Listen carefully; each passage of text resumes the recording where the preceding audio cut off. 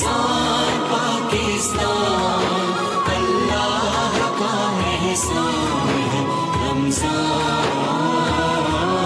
پاکستان۔ جناب ایک بار پھر آپ کو خوش آمدید رمضان پاکستان کی خصوصی نشریات میں سحری کے موقع پہ 19واں روزہ انشاءاللہ آج ہم اختیار کریں گے، اور سیگمنٹ ہے قصص القرآن۔ آج کے سیگمنٹ میں ناظرین میں دست بستہ آپ سے گزارش کروں گا کہ ضرور جڑے رہیے گا۔ اس کی ایک بنیادی وجہ یہ ہے کہ پروردگار کی جو رحمت ہے نا، وہ ہمیں ہر طرح سے اپنے سائے میں لیے، ہر طرح سے۔ ہم گناہ کر لیتے ہیں، ہمیں معلوم ہی نہیں ہوتا، ہم یہ سمجھتے ہیں کہ رب ہم سے ناراض ہے۔ ہاں یقیناً ہم گناہ کرتے ہیں تو رب ناراض تو ہوتا ہے، کیونکہ رب چاہتا ہے کہ ہم گناہ نہ کریں، لیکن وہ مان بھی جاتا ہے ناظرین۔ بڑے سے بڑا مسئلہ ہو جائے نا، بڑا مسئلہ، آپ یقین مانیے ایک مرتبہ ندامت کا اشک بہا دیجئے، اللہ تعالیٰ راضی ہو جاتا۔ آج کچھ ایسا ہی معاملہ ہے کہ فیصلہ ہو چکا تھا کہ عذاب آنا ہے قوم پر، اور یہ واحد قوم ہے ناظرین جس پر فیصلہ ہونے کے بعد عذاب کو ٹال دیا گیا، یعنی عذاب جو ہے وہ ختم کر دیا گیا۔ قصہ کیا ہے سنیے۔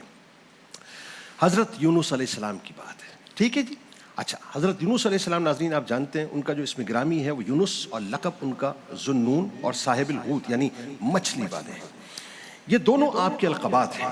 آپ حضرت ہود علیہ السلام کی اولاد سے ہیں، اور آپ بستی نینوا کی قوم کی طرف نبی بنا کر بھیجے گئے جو موصل کے علاقے میں دجلہ کے کنارے پر واقع تھی۔ وہ لوگ ناظرین کفر و شرک میں بے انتہا مبتلا تھے۔ اللہ تعالیٰ نے ان کو گناہوں کی دلدل سے نکالنے کے لیے، کیونکہ اللہ تعالیٰ چاہتا ہے کہ بندہ مصفہ ہو جائے، پاک ہو جائے، ستھرا ہو جائے، دھل جائے، گناہوں کے راستوں کو چھوڑ دے، تو اللہ تعالیٰ نے ان کے لیے بھی ایک نبی کا اہتمام کیا، یعنی حضرت یونس علیہ السلام کو ان کی طرف رسول بنا کر بھیجا۔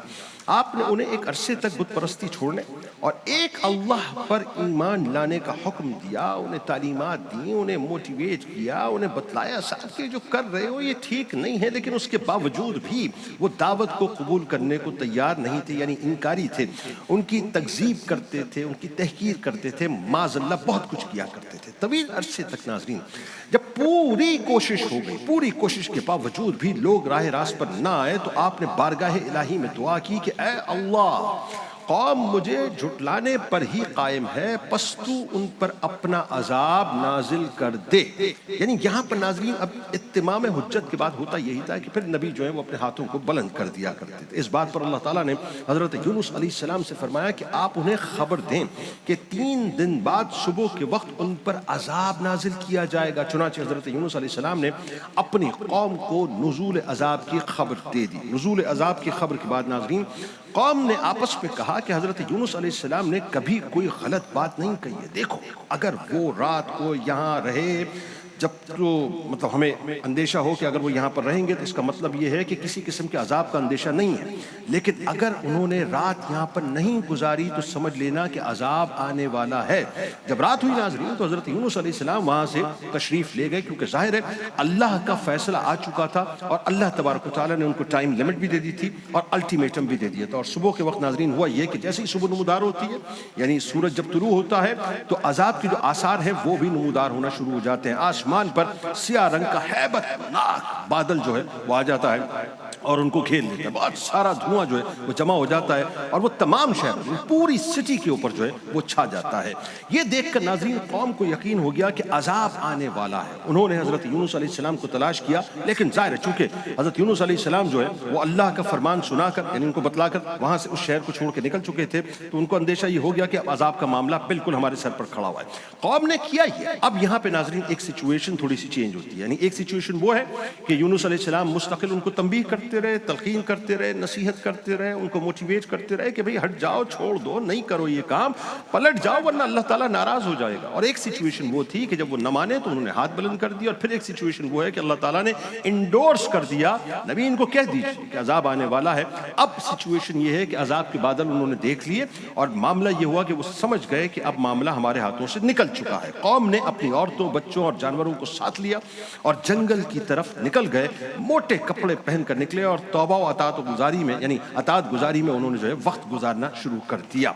شوہر سے اب ہوا یہ ناظرین، یعنی اس حد تک جو ہے وہ خوف میں مبتلا تھے اور توبہ کے راستے پہ اس انداز سے دل جمعی سے چلے کہ شوہر سے بیوی جدا ہو گئی، ماں سے بچے جدا ہو گئے، یعنی عالم یہ تھا کہ بھائی کو چھوڑ دیا ہے، بہن نے بہن کو چھوڑ دیا ہے، رشتہ داروں نے آپس میں ایک دوسرے کو چھوڑ دیا ہے، ساری جو لیوش لائف سٹائل تھا اس سب کو چھوڑ دیا، موٹے سے کپڑے پہنے ہوئے ہیں، کھردرے کپڑے پہنے ہوئے ہیں، اور عالم یہاں تک ہو گیا تھا جو دودھ پیتے بچے تھے ان دودھ پیتے بچوں کو بھی ماؤں نے اپنے آپ سے جدا کر دیا تھا۔ ایون یہ معاملہ ہو گیا ناظرین، جو جانور تھے نا، جانور انہوں نے اپنے تھنوں سے اپنے بچوں کو جدا کر دیا تھا، یعنی اللہ تعالیٰ نے ان کو بھی یہ فہم عطا کر دیا تھا، یعنی ان کو بھی ان سے جدا کروا دیا گیا تھا۔ اب ہوا یہ ناظرین کہ گریہ ازاری ہو رہی ہے، ظاہر سب رو رہے ہیں، سب اللہ تبارک و تعالیٰ کی بارگاہ میں جو ہے رو رو کر دعائیں کر رہے ہیں، اور حضرت یونس علیہ السلام کے بارے میں یہ کہہ رہے ہیں کہ ہم یونس علیہ السلام پر یا اللہ ایمان لے کے آتے ہیں، ہماری توبہ کو، یعنی ہم نے جتنے بھی جرائم کیے، جو کچھ بھی ہم نے کیا ہے، سب تو مطلب ہم مانتے ہیں، یعنی ہم ایڈمٹ کرتے ہیں کہ ہم نے سب کچھ کیا ہے، بس تو سب کو معاف کر دے۔ یعنی عالم یہ تھا، میں آپ کو بتاؤں اس حد تک عالم تھا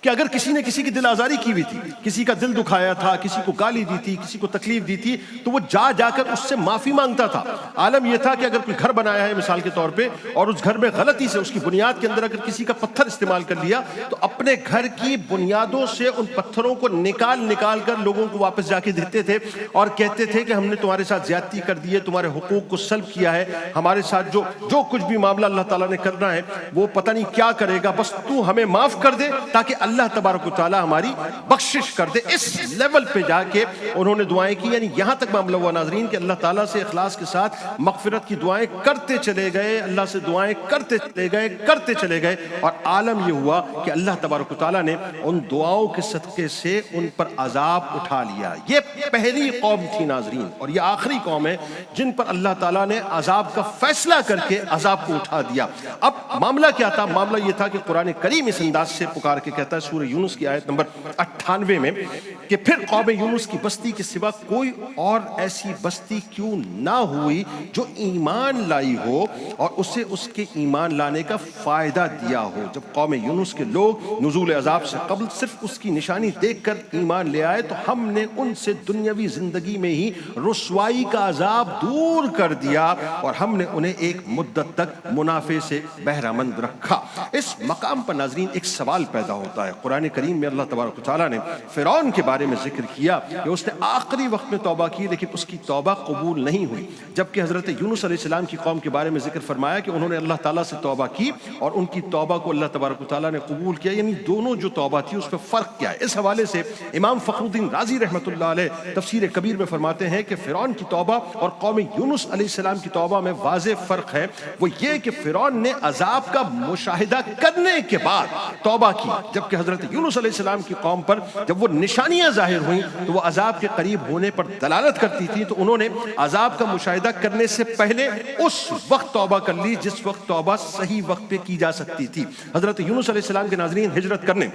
اور غضبناک ہونے کی ایک وجہ یہ بھی تھی کہ وہ لوگ اس شخص کو قتل کر دیتے تھے جس کا جھوٹا ہونا ثابت ہو جائے۔ آپ علیہ السلام یقینی طور پر سچے تھے، سچے ہیں، سچے رہیں گے، اس میں کوئی دوسری رائے نہیں ہے کہ آپ نے وحی الہی سے ہی ان کو متنبع کیا تھا، اگر تم نے میری بات نہ مانی تو تم پر اللہ کا عذاب آئے گا۔ لیکن چونکہ فی الحال عذاب نہیں آیا تھا تو قوم کی نظر میں آپ کا کہنا واقعے کے خلاف تھا۔ دوسری طرف آپ نے عذاب کا تو فرما دیا تھا لیکن انہیں کوئی متعین وقت نہیں بتایا تھا کہ جس پر حضرت یونس علیہ السلام کو معاذ اللہ آپ کی قوم جھوٹا کہہ سکتی۔ حضرت عبداللہ ابن عباس رضی اللہ تعالیٰ عنہما اور حضرت وہب رضی اللہ تعالیٰ عنہ سے روایت ہے کہ حضرت یونس علیہ السلام نے اپنی قوم کا عذاب کا وعدہ کیا تھا، جب اس میں تاخیر ہوئی تو آپ نے دریائی سفر کا قصد کیا اور بھری کشتی پر سوار ہو گئے۔ جب کشتی دریا کے درمیان پہنچی اور ٹھہر گئی تو اس کے ٹھہرنے کا ظاہری سبب بظاہر کوئی موجود نہیں تھا۔ ملاحوں نے کہا کہ اس کشتی میں اپنے مولا سے بھاگا ہوا کوئی غلام ہے، قرآن اندازی کرنے سے ظاہر ہو جائے گا کہ وہ کون ہے۔ چنانچہ قرآن اندازی کی گئی تو اس میں حضرت یونس علیہ السلام ہی کا نام نکلا۔ اس پر آپ نے فرمایا کہ میں ہی وہ غلام ہوں۔ اس کے بعد آپ علیہ السلام پانی میں ڈال دیے گئے، کیونکہ ان لوگوں کا دستور یہ تھا کہ جب تک بھاگا ہوا غلام دریا میں غرق نہ کر دیا جائے اس وقت تک کشتی نہیں چلتی۔ جب یونس علیہ السلام دریا میں ڈال دیے گئے تو انہیں ایک بڑی مچھلی، بہت بڑی مچھلی، ناظرین تاریخ بتاتی ہے کہ بہت بڑی مچھلی تھی، اس نے آ کر آپ کو نگل لیا، اور اس وقت آپ کا حال یہ تھا کہ آپ خود کو اس بات پر ملامت کر رہے تھے کہ اس بستی سے نکلنے میں نے جلدی پیروی کیوں کی اور قوم سے جدا ہونے میں اللہ تعالیٰ کے حکم کا انتظار کیوں نہیں کیا؟ روایات میں آتا ہے کہ اللہ تعالیٰ نے مچھلی کو الہام فرمایا کہ میں نے حضرت یونس علیہ السلام کو تیرے لیے غذا نہیں بنایا ہے بلکہ تیرے پیٹ کو ان کے رہنے کے لیے بنایا ہے، لہٰذا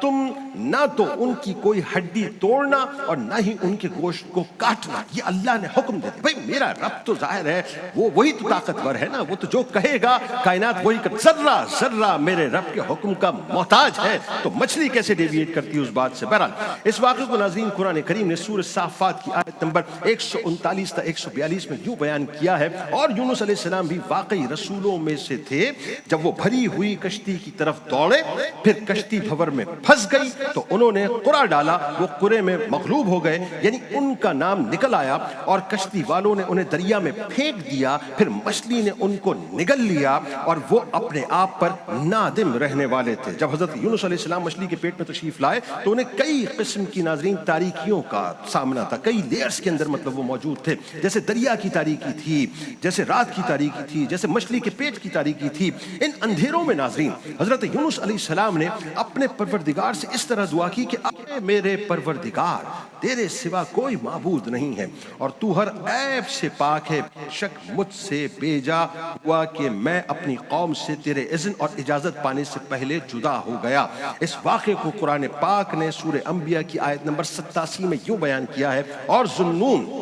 مچھلی کے پیٹ والے نبی علیہ السلام کو بھی یاد فرمائیے، جب وہ اپنی قوم پر غضبناک ہو کر چل دیے، بس انہوں نے یہ خیال کر لیا کہ ہم ان پر اس سفر میں کوئی تنگی نہیں کریں گے، پھر انہوں نے دریا، رات اور مچھلی کے پیٹ کی تہ در تہ تاریکیوں میں پھنس کر پکارا کہ تیرے سوا کوئی معبود نہیں، تیری ذات پاک ہے، بے شک میں ہی اپنی جان پر زیادتی کرنے والوں میں سے تھا۔ اللہ تعالیٰ نے حضرت یونس علیہ السلام کی پکار سن لی اور ان کی دعا کو شرف قبولیت سے نوازا، چنانچہ انہیں تنہائی اور وحشت غم سے نجات بخشی اور مچھلی کو حکم دیا تو اس نے حضرت یونس علیہ السلام کو دریا کے کنارے آ کر اپنے پیٹ سے نکال دیا۔ اس واقعے کو ناظرین قرآن پاک نے سورۃ الانبیاء کی آیت نمبر 88 میں یوں بیان کیا ہے، پس ہم نے ان کی دعا قبول فرمائی اور ہم نے انہیں غم سے نجات بخشی، اور اسی طرح ہم مومنوں کو نجات دیا کرتے ہیں۔ حضرت سعد رضی اللہ تعالیٰ عنہ سے روایت ہے کہ رسول کریم صلی اللہ علیہ وآلہ وسلم نے ارشاد فرمایا کہ حضرت یونس علیہ السلام نے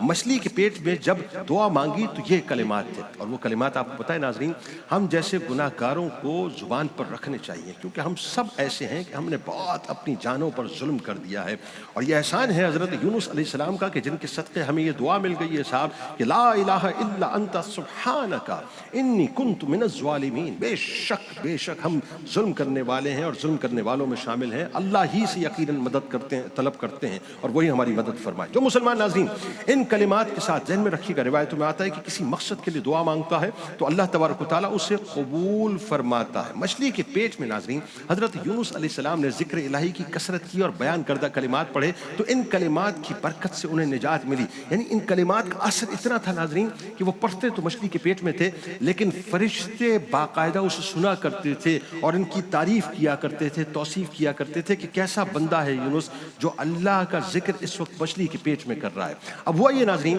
کہ ان کلمات کی برکت سے ظاہر ان کو نجات تو مل گئی، لیکن ایک اور معاملہ جو میں سمجھانا چاہتا ہوں، اگر خدا نہ خواستہ یہ وہ نہ کرتے تو روایتوں میں آتا ہے کہ قیامت تک اس مچھلی کے پیٹ میں ہی رہتے۔ جب حضرت یونس علیہ السلام نے ناظرین دعا مانگی تو اللہ تبارک و تعالیٰ نے انہیں مچھلی کے پیٹ سے تو نکال دیا، اب نکال کے ظاہر ہے ایک میدان میں جو ہے وہ آ گئے، اور مچھلی کے پیٹ میں رہنے کی وجہ سے آپ بے انتہا کمزور، بے انتہا نحیف ہو گئے تھے، بے انتہا دبلے پتلے ہو گئے تھے، بے انتہا نازک ہو گئے تھے، یعنی جیسے یوں سمجھ لیجئے کہ روایتوں میں آتا ہے کہ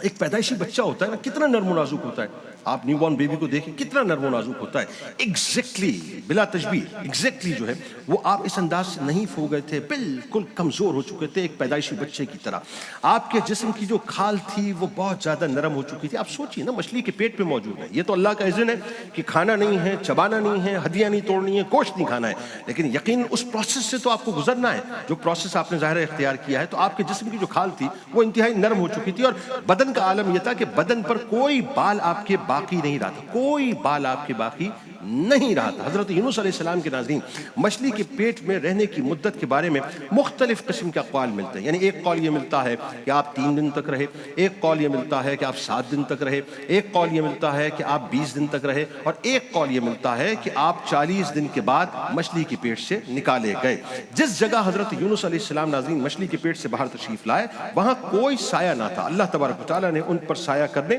اور انہیں مکھیوں سے محفوظ کرنے۔ اب دیکھیں، اب اللہ تعالیٰ ایک اور منظرنامہ پیش کر رہا ہے، ایک نیا انتظام اپنے نبی کے لیے ہو رہا ہے، یعنی ایک پروسیس سے گزارا، اب ایک پروسیس سے گزارنے کے بعد جب اللہ تبارک و تعالیٰ نے کرم فرمایا تو اب ایک دوسرے پروسیس میں آپ انٹر ہونے جا رہے ہیں۔ عالم یہ ہے کہ پروٹیکشن ہو رہی ہے آپ کی، مکھیوں تک سے آپ کو محفوظ کیا جا رہا ہے کیونکہ آپ کی جلد بہت زیادہ نرم ہو چکی تھی نا، میں نے آپ کو بتایا۔ تو کدو شریف کا جو پیڑ ہے ناظرین، اچھا یہ جو ہم اس کو کدو شریف کہتے ہیں بنیادی طور پہ، چونکہ رسول کریم صلی اللہ علیہ وآلہ وسلم کو کدو جو ہے بہت پسند ہے اور سرکار مدینہ صلی اللہ علیہ وآلہ وسلم کی بہت زیادہ پسندیدہ غذا ہے، اس لیے ہم اس کا نام جو ہے بہت ہی احتیاط سے لیتے ہیں اور بہت ہی اہتمام سے لیتے ہیں، بلکہ یوں کہیے کہ بہت ہی احترام سے لیا کرتے ہیں۔ تو اس کا پیڑ لگا ناظرین، اور اللہ تعالیٰ کے حکم سے روزانہ ایک بکری آتی تھی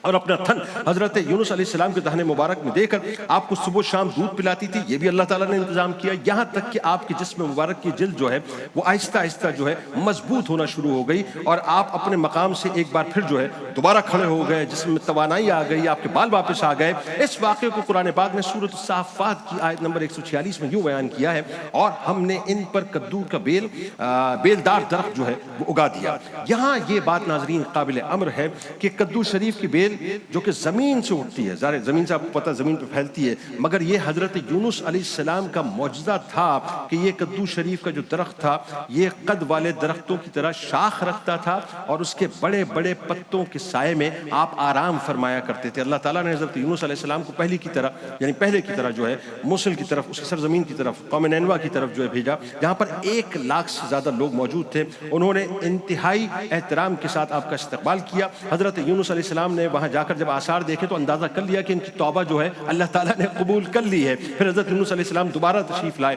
اور آپ نے اسی انداز سے جو ہے وہ سارے معاملات کو نمٹایا، یہاں تک کہ آخری عمر تک آپ ان کے ساتھ رہے۔ تمام لوگ ایمان لے آئے اور اللہ تبارک و تعالیٰ نے اس قوم پر اپنا خاص کرم کر دیا جس کا تذکرہ سورۃ الصافات کی آیت نمبر 147 اور 148 میں اس طرح ہوتا ہے کہ ہم نے انہیں ارض موصل میں قوم نینوا کے 1 لاکھ یا اس سے زیادہ افراد کی طرف بھیجا، سو آثار عذاب کو دیکھ کر وہ لوگ ایمان لائے تو ہم نے انہیں ایک وقت تک فائدہ پہنچایا۔ یعنی اس کا مطلب یہ ہوا کہ دعاؤں کی قبولیت کے حوالے سے، جیسا کہ حضرت سعد بن مالک رضی اللہ تعالیٰ عنہ سے روایت ہے کہ سرکار علیہ السلام نے فرمایا کہ کیا میں تمہاری اللہ تعالیٰ کے اس اسم اعظم کی طرف رہنمائی نہ کروں جس کے ساتھ جب بھی دعا کی جائے تو وہ قبول ہو جائے اور جب سوال کیا جائے تو عطا کیا جائے؟ تو وہ حضرت یونس علیہ السلام کی دعا ہے۔ میرے سرکار نے فرمایا کہ لا الہ الا انت سبحانک انی کنت من الظالمین۔ بس یہ سمجھ لیجئے کہ یہ دعا وہ ہے جو آپ کو اندھیروں سے اجالے میں لے آتی ہے۔ گناہ ہو گئے خدا نہ خواستہ، ذہن میں رکھیے گناہ ہو گئے، لیکن رحمان کا جو دروازہ ہے نا رحمت کا وہ کھلا ہوا ہے۔ بس مل کر ہمیں چاہیے کہ انفرادی طور پہ اور اجتماعی طور پہ اللہ کی بارگاہ میں توبہ کریں۔ اللہ کریم کرم کرنے والا ہے، مسئلہ ہمارے مانگنے کا ہے، ہم مانگتے ہیں کہ نہیں مانگتے۔ انشاءاللہ آپ سے ملاقات ہوتی ہے ایک مختصر سے وقفے کے بعد۔ رمضان پاکستان اللہ کا احسان ہے، رمضان پاکستان